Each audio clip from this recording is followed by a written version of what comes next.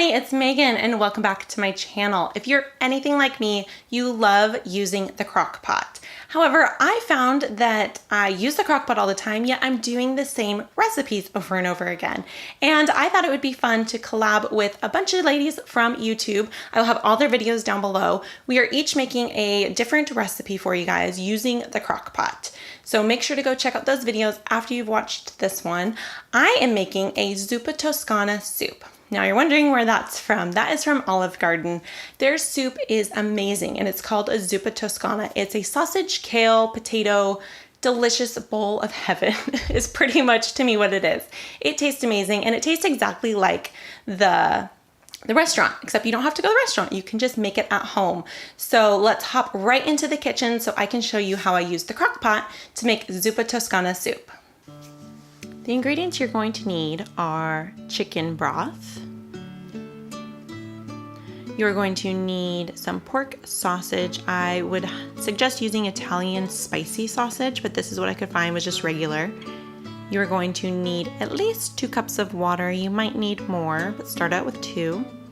You are going to need some russet potatoes. Now I am using about 2.5 of decent sized potatoes. This all depends on how much potatoes you want and how much you want to make. Half of an onion, either white or yellow, a cutting board, a sharp cutting knife. You're going to need a bushel of kale, and you're going to need a cup of heavy cream.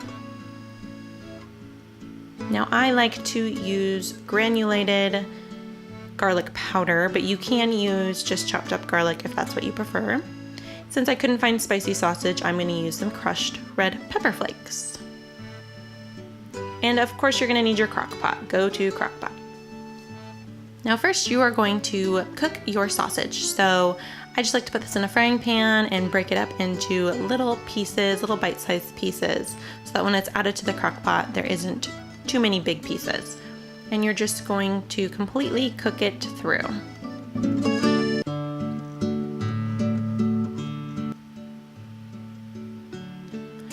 We are going to next cut the onion, and we are just going to kind of do a rough chop, nothing too big, nothing too small.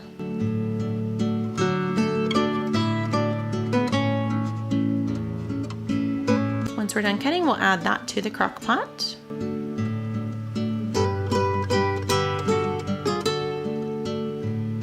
Now once all of the onion is added to the Crock-Pot, it's time to cut up the potatoes. I like to cut the potatoes into bite-sized pieces so that you are not needing to cut anything once you are scooping it out of the Crock-Pot. And then we'll add that to the Crock-Pot as well, along with the onions.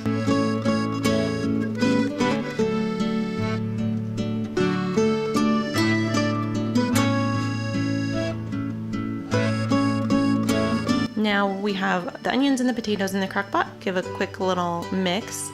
Add in your cooked sausage. And then you are going to start adding your liquid. I use an entire box of chicken broth. It is all up to you what you want to use, but I like having the entire box.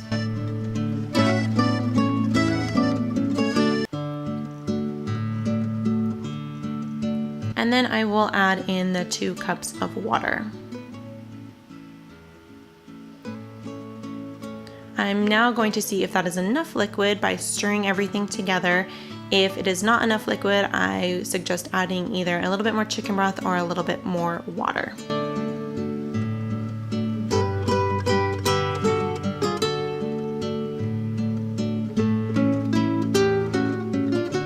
I now will add my garlic powder.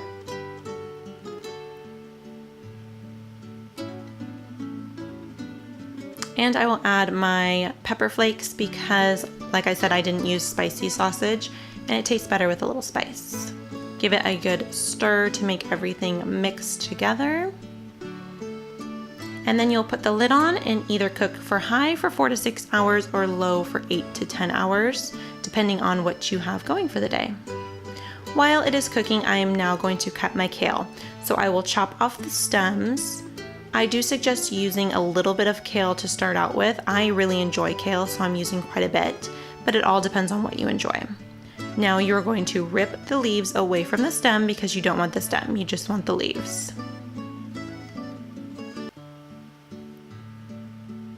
I do suggest cutting the leaves up into little pieces so that you don't have big chunks of kale.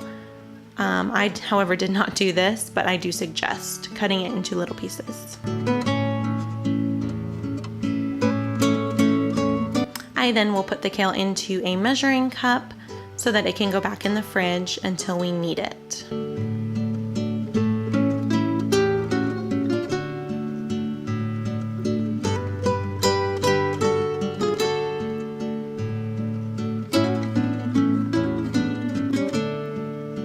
I used roughly about 2 cups worth of kale.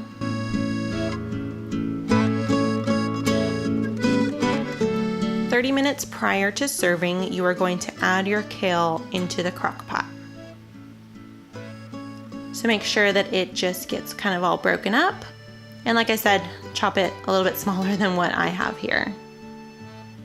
And I like to push the kale deep down into the crock pot and try to get everything mixed together so that the kale will wilt down a little bit and it'll absorb all that yummy flavor.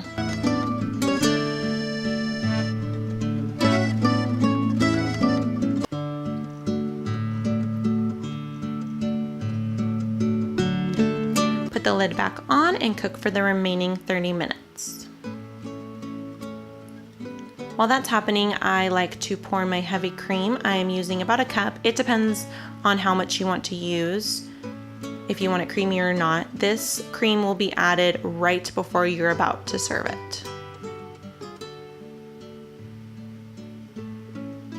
And this is the finished product, Zuppa Toscana soup that you can make at home.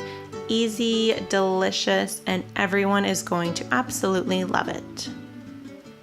So there you guys go. That is a quick little look at how to make Zuppa Toscana soup. I highly, highly recommend it. It tastes amazing. It's easy, it's quick, and you can use the crock pot. You don't have to sit over a stove the entire day cooking this big, huge meal. It is so quick and easy, and it tastes delicious.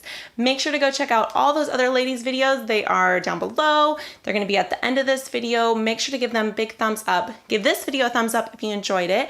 I love to hear what you guys have to say, so please leave me a comment down below. Subscribe if you're new. You need to join the Days of May family. I have lots of fun videos coming your way, so make sure to subscribe, hit that little bell next to it, and I'll see you guys next time. Bye, guys.